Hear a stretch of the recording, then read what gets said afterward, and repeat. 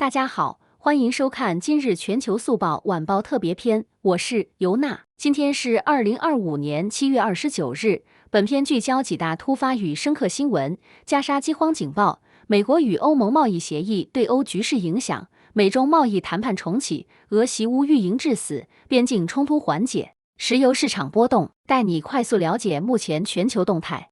条目一：加沙饥荒已在发生。人道形势急剧恶化，全球饥饿监测机构警告，截至7月29日，加沙的人道危机已深入恶化，整体饥荒正在发生中。冲突、封锁、物资缺乏交织下，当地救援组织难以继续有效援助。这不是预期中的灾害，而是实实在在的饥荒状态。未来国际社会是否能拨动政治安全机制以解除封锁，将决定加沙能否避免更大规模丧生。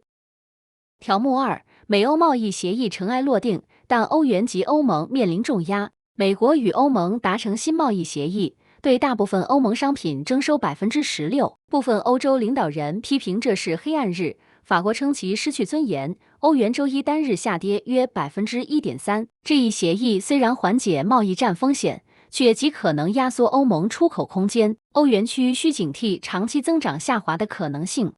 条目三：全球油价小幅上涨，但市场不稳定。受到美欧贸易协议及美国与中国谈判预期影响，油价温和上涨 ，Brent 达70.28美元每桶 ，WTI 达66.93美元每桶。但市场仍观望美联储利率决议及俄石油可能遭遇的新制裁。贸易松动带来需求预期，但若特朗普对俄发起严厉能源制裁，短期市场可能再度波动加剧。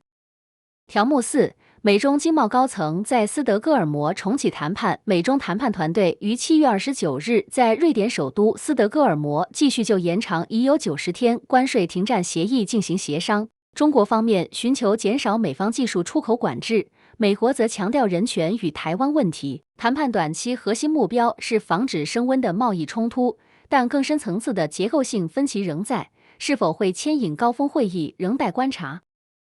条目五：俄罗斯空袭乌克兰监狱，致17人死亡。特朗普缩短对俄制裁期限。俄罗斯对乌前线一处监狱营地发动空袭，造成17名囚犯死亡。乌总统谴责此行为有意识针对平民。与此同时，特朗普将对俄制裁的执行期限由之前50天提前至10到12天。强硬战略与战火升级共振，风险敞口急剧上升。俄乌局势并未缓解，反而进一步缠绕系统性风险。